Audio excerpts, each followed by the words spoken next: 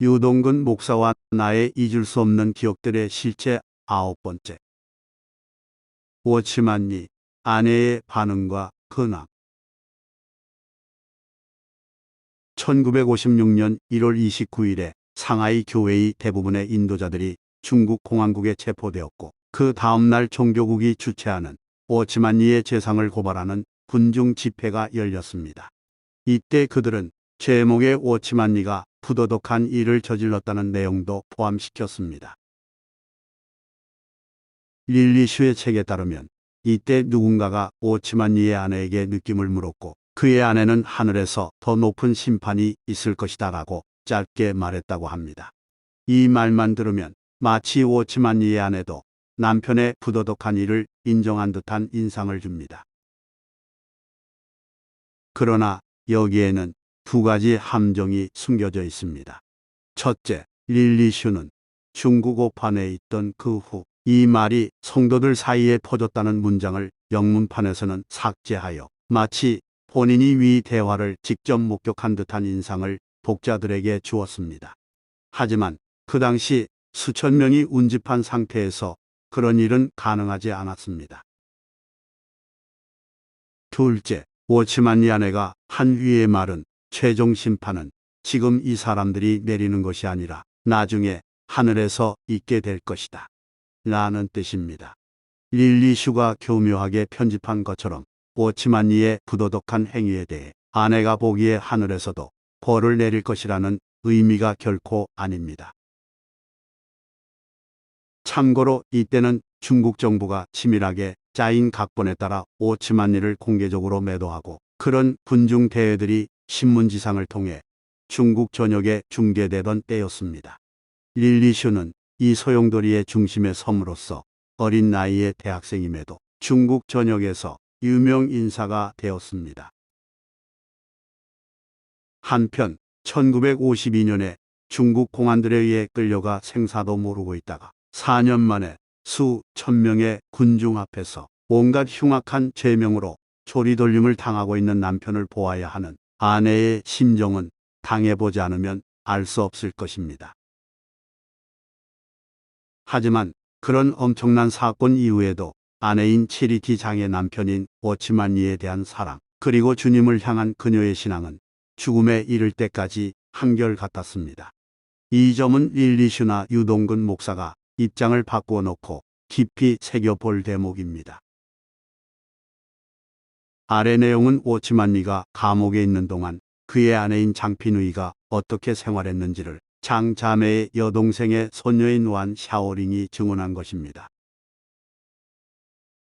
참고로 완 샤오링은 워치만리 처제의 손녀이며, 워치만리가 수감되어 있는 동안 워치만리의 아내이자 자신의 둘째 이모 할머니인 장피누이의 주요 간병인이었습니다. 그녀는 중국어 원문에서 워치만리를 시아버지로 장피누이를 시어머니라고 불렀지만, 혼동을 피하기 위해 한글 번역에서는 각각 이모부 할아버지와 이모 할머니로 호칭합니다. 완 샤오링의 증언. 워치만리와 그의 아내의 마지막 두세 가지 사건을 기억하며, 세상에는 이런 사람들이 있기에는 적합하지 않습니다. 히브리서 11장 38절. 우리 믿음의 창시자이시며 완성자이신 예수님을 주목합시다. 그분은 자기 앞에 있는 기쁨을 위하여 십자가를 견디시고 수치를 보잘것없는 것으로 여기셨습니다. 그래서 그분은 하나님의 보좌 오른편에 앉으셨습니다. 히브리서 12장 2절. 이 사람들은 큰 환난에서 나오는 사람들인데 그들의 겉옷을 어린 양의 피로 빨아서 희게 하였습니다. 요한계시록 7장 14절. 1966년에 시작된 문화대혁명은 중국 대륙에 있는 형제자매들에게 하나님께서 예비하신 용광로의 불이었습니다. 나의 이모 할머니인 이 자매님은 젊었을 때 연창대학 생물학과를 졸업했고 평생토록 네 형제님의 현숙한 내조자가 되었습니다. 이모부 할아버지께서 투옥된 후 이모 할머니도 투옥되어 신문을 받았고, 추록한 후에도 여전히 감시를 받았습니다. 문화 대혁명 당시 이모부 할아버지로 인해 그녀는 반혁명주의자라는 낙인이 찍혔고 비인간적인 고문을 많이 당했습니다. 이모 할머니는 몸이 매우 좋지 못했는데 아주 심한 고혈압과 고혈압으로 인한 심장병을 앓고 있었습니다. 그러나 그녀는 시종 굳건한 마음으로 주님을 앙마하며 사지로 가는 양과 같이 끌려갔고 털 깎는 자 앞에 있는 어린 양과 같이 잠잠하여 입을 열지 않았습니다. 1966년 여름 어느 날 그녀는 한 무리의 홍위병들에 의해 한 작은 방으로 끌려 들어가 밤낮으로 온갖 신문과 고문을 받았습니다. 밖에 있던 우리는 욕설과 협박 소리가 뒤섞인 가죽뒤로 몸을 치는 소리를 들었는데 그것은 마치 우리 마음을 치는 듯했습니다. 그러나 우리는 이모 할머니가 입을 열어 다른 소리를 내는 것을 듣지 못했습니다. 얼마 후 이모 할머니는 풀려났는데 그녀의 눈은 초록색 찐빵처럼 부어 있었고 몸의 여러 곳에도 상처가 나 있었습니다. 그 기간 동안 그녀는 여러 개의 안경이 깨졌고 인간의 기본적인 인격마저도 무시당했습니다. 여러 차례 그녀는 사람들에게 희롱당하며 길가로 끌려다녔습니다. 한 번은 다른 두 노자매들과 함께 강제로 높이 들게 한 손에 신발이 신겨졌고 머리에는 종이로 만든 뾰족 모자를 쓰고 가슴에는 명패를 달고 사람들에게 욕설과 능욕을 들으며 장시간 가만히 서 있는 벌을 받았습니다. 그 목적은 그녀들로 하여금 신앙을 포기하고 예수를 믿지 못하게 하려는 것이었습니다. 그러나 몇 시간 동안 그 세 자매는 아무 말도 하지 않았습니다. 결국 홍위병들은 더 이상 참지 못하고 각각에게 너희는 그래도 너희 예수를 믿겠느냐? 라고 물었습니다. 그들은 이구동성으로 믿는다라고 했습니다. 홍위병들은 그들에게 화를 내며 땅에 있는 구두짝을 들어 그들의 몸과 머리에 던지면서 그래 너희의 화강석 같은 머리로 너희 하나님을 만나보라고 말했습니다. 하나님께 감사드립니다. 모든 환난 중에 하나님께서 그들과 함께 하셨고 견고히 설 수 있도록 그들에게 힘을 주셨습니다. 그 일이 있은 후에 그들은 자신들이 당한 핍박을 말할 때 기쁨이 충만하여 우리는 주님의 이름을 위하여 치욕을 당하기에 합당한 사람들이라고 말했습니다. 홍위병들은 집 구석구석에서 성경과 찬송가를 모두 찾아내어 가져갔습니다. 그러나 이모 할머니는 온갖 방법으로 몇 권을 감추어 두었습니다. 한 번은 어린아이들이 지붕 위에서 놀다가 지붕 밑에 감추어둔 성경 2권이 발견되어 신문을 받았습니다. 주님을 믿은 후 나는 큰 부엌 뒤에서 작은 성경 한 권을 발견하여 기뻐서 어쩔 줄 몰랐던 적이 있었습니다. 그것도 이모 할머니가 숨겨놓은 것이었습니다. 성경이 매우 귀했던 시대에 하나님의 말씀이 담긴 이 작은 성경은 나에게 너무나도 소중했습니다.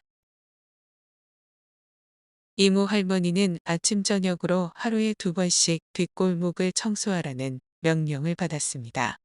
당시 그녀는 감옥에 갇히지는 않았지만 감옥에 있는 죄수보다 더 비참하였고 모욕과 박해를 받았습니다. 행인들과 어린아이들까지도 그녀를 때리고 침을 뱉을 수 있었습니다. 이는 그녀가 모든 사람이 미워하는 반혁명분자이기 때문이었습니다. 한 번은 그녀를 비판하는 모임이 있은 후 이모 할머니는 나에게 우리는 세상 곧 천사들과 사람들에게 구경거리가 되었다. 성경은 벌써부터 나의 운명을 결정지어 놓았다라고 하셨습니다. 모든 핍박 중에도 그녀는 인신공격을 받은 자리에서 항상 묵묵히 쉬지 않고 기도했습니다. 그녀는 시종 주님을 의지하여 굳게 섰고 주의 이름을 욕되게 하지 않았습니다. 날이 거듭되고 해가 거듭되는 동안 그녀를 본 사람들은 흰머리 높아야 라고 외쳤습니다. 사람들은 모두 은색머리의 노파가 자신과 남편의 신앙을 위해 감시를 당하고 중노동을 하며 비인간적인 대우를 받는 것을 알고 있었습니다. 그러나 그녀는 주 예수의 이름을 위해 모든 사람들 앞에서 좋은 증인이 되었습니다. 1970년에 내가 농촌으로 강제 노동을 하러 갈 무렵에 그때 중학교를 졸업하면 다 농촌으로 내려가 농민이 되어야 했습니다. 이모 할머니는 나를 위해 매일 기도했습니다. 1971년 봄 내가 상하이를 떠나기 전 이모 할머니는 눈물을 흘리면서 주 예수님은 우리의 가장 보배로운 구주이시다. 어찌하든지 너는 주님을 굳건히 따라가야 한다라고 말했습니다. 농촌에 있는 동안 나는 주님의 놀라운 인도와 크나큰 은혜를 입었는데 나는 이것이 이모 할머니의 중보기도 덕택이라고 생각합니다. 이모부 할아버지가 1952년에 체포되기 전에 교회 일로 홍콩에 가신 적이 있었습니다. 그때 많은 사람들은 이모부 할아버지에게 본토로 돌아가지 말라고 권했습니다. 그러나 그는 본토로 돌아가 형제자매들과 함께 있으라는 하나님의 부르심과 하나님이 그를 위해 정한 길에 대하여 매우 분명했습니다. 홍콩에서 돌아온 지 얼마 안 되어 그는 붙잡혀 상하이의 틸렌키오 감옥에 투옥되었습니다. 1967년에 그의 15년 형기가 끝났을 때 정부는 그에게 신앙을 포기했다는 내용의 공개 서명할 것을 요구했습니다. 왜냐하면 그들은 외부 사람들에게 그렇지만 네가 신앙을 포기했다는 유언비어를 퍼뜨렸기 때문입니다. 그러나 이러한 시험이 그에게 또 무엇을 할 수 있었겠습니까? 주님은 그에게 너무나 보배로우십니다. 주님에 대한 충성 때문에 그는 인간의 자유를 포기하였습니다. 감옥에서 15년형을 마치고 나서도 그는 기꺼이 주님을 위하여 죄수가 되려고 했습니다. 그때의 공개적인 태도 표명의 거부는 더 큰 핍박을 가져왔습니다. 이모부 할아버지는 2명의 악한 범죄자와 함께 감옥에 갇히게 되었는데 그들의 임무는 네 형제님이 신앙을 포기하도록 하는 데 있었습니다. 네 형제님을 더 심하게 학대할수록 그들은 더 큰 공을 세우게 되어 있었습니다.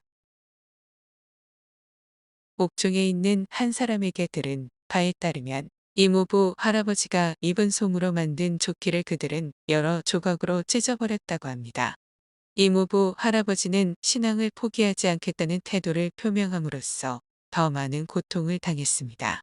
그들은 이모부 할아버지의 형기가 차도 자신들의 목적이 이루어지지 않자 그들은 비밀리에 네 형제님을 상하이 근교에 있는 칭푸현 칭동 노동교화소로 이감하였습니다.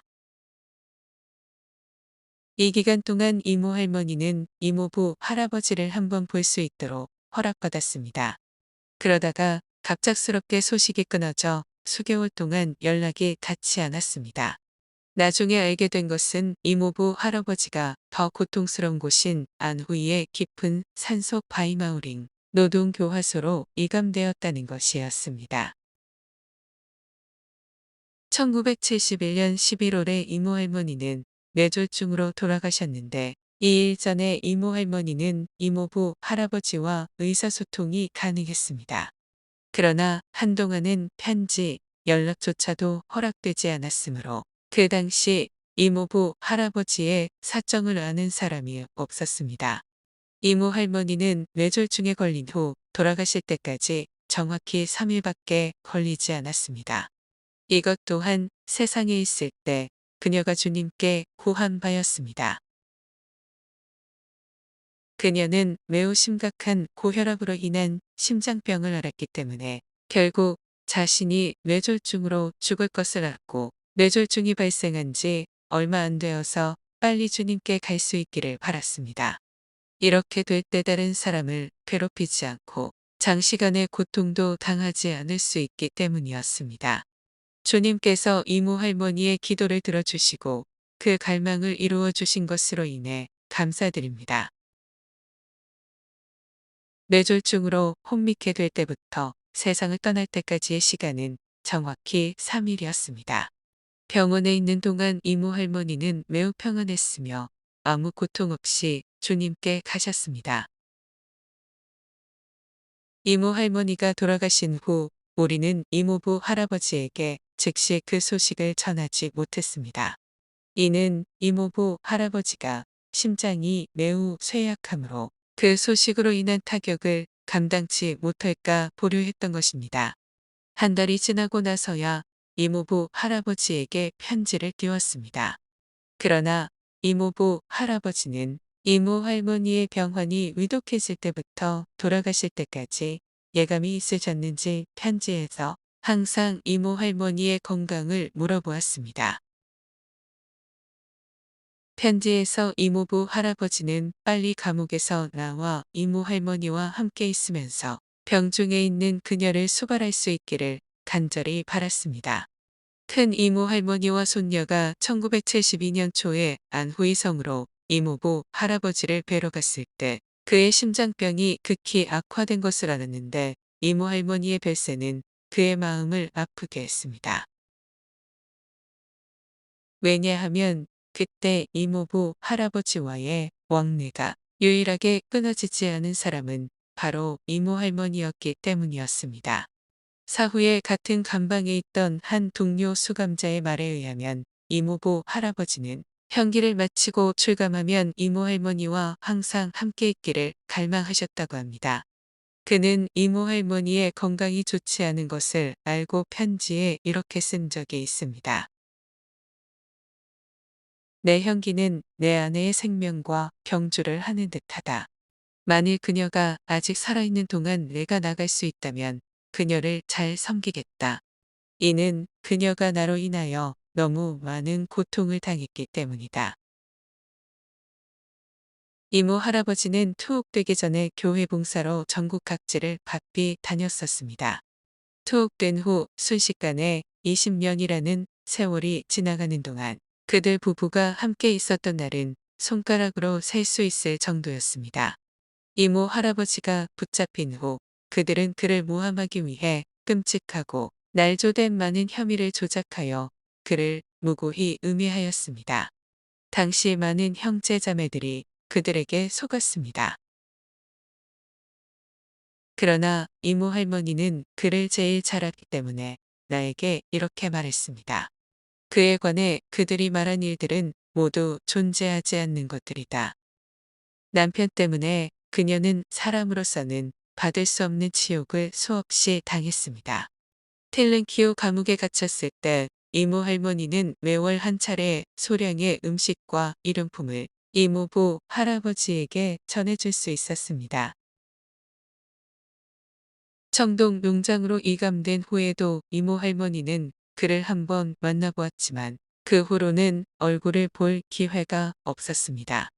이모 할머니의 별세로 인하여 이모부 할아버지는 매우 괴로워했습니다.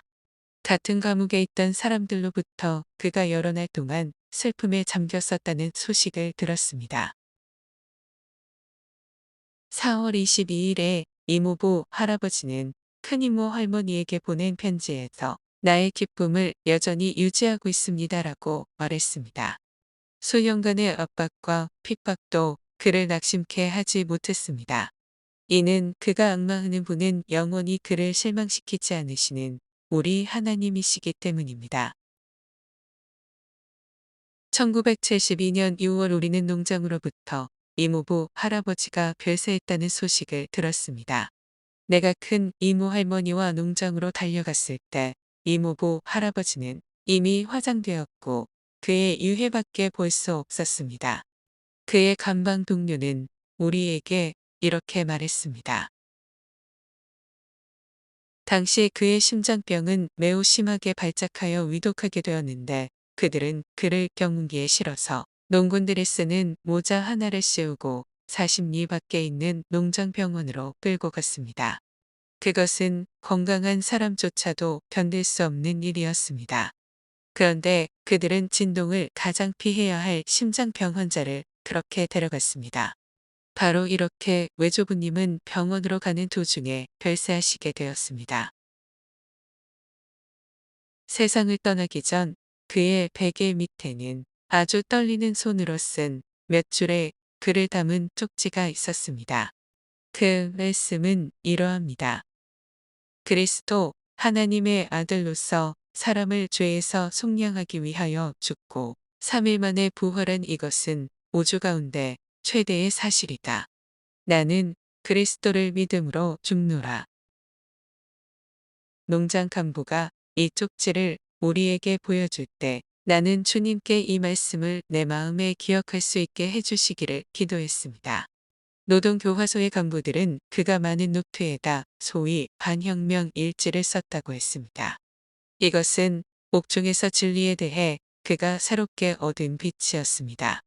하나님이 특별히 보존하시지 않으신다면 그 중요한 원고들은 감옥에서 빼낼 길이 없을 것 같습니다. 감방 동료 중 한 사람이 그에 관한 여러 가지 상황을 우리에게 알려주었는데 이모부 할아버지가 아직 세상에 있을 때 친구 중 한 사람을 위해 끊임없이 기도하였고 이모부 할아버지가 별세한 지 얼마 안 되어 그가 구원을 받고 주님께로 돌아왔다고 했습니다. 이모부 할아버지는 돌아가셨습니다.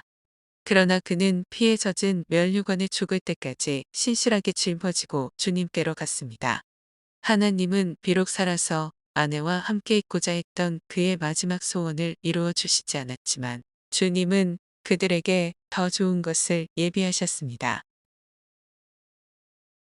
이 사람들은 모두 믿음을 간직한 채 죽었다. 이들은 약속하신 것을 받지 못하였지만 그것들을 멀리서 바라보고 반겼으며 히브리서 11장 13절. 그러므로 하나님은 그들의 하나님이라 불리시는 것을 부끄러워하지 않으셨습니다.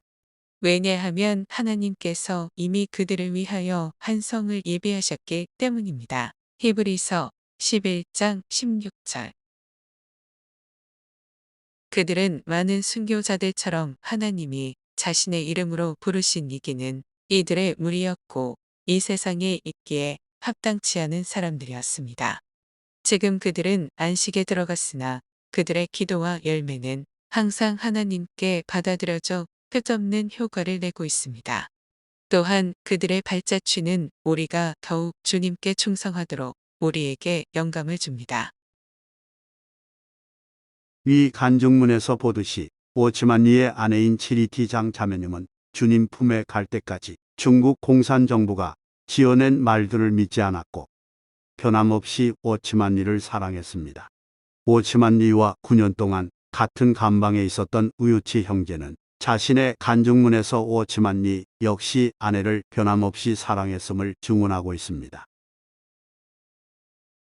즉 워치만 리는 자신에게 그의 아내가 그를 매우 사랑한다고 말하면서 아내가 심각한 고혈압이라 형기가 빨리 채워지고 나가서 아내를 보살피기를 간절히 원한다고 말했다고 했습니다. 그는 또한 어느 날 저는 일에서 돌아왔고 미 삼촌의 얼굴이 눈물로 가득 찬 것을 보았습니다. 미 아주머니께서 돌아가셨습니다. 미 삼촌은 매우 슬퍼했습니다. 라고 적었습니다. 이처럼 서로 죽을 때까지 신뢰하고 변함없는 사랑을 보였던 워치만 리와 그의 아내에게 릴리 슈와 유동근 목사가 지금처럼 중국 공산당이 교묘하게 지어낸 온갖 민망한 말들로 굴레를 씌워서 얻을 이익이 과연 무엇일까요? 안타깝기만 합니다.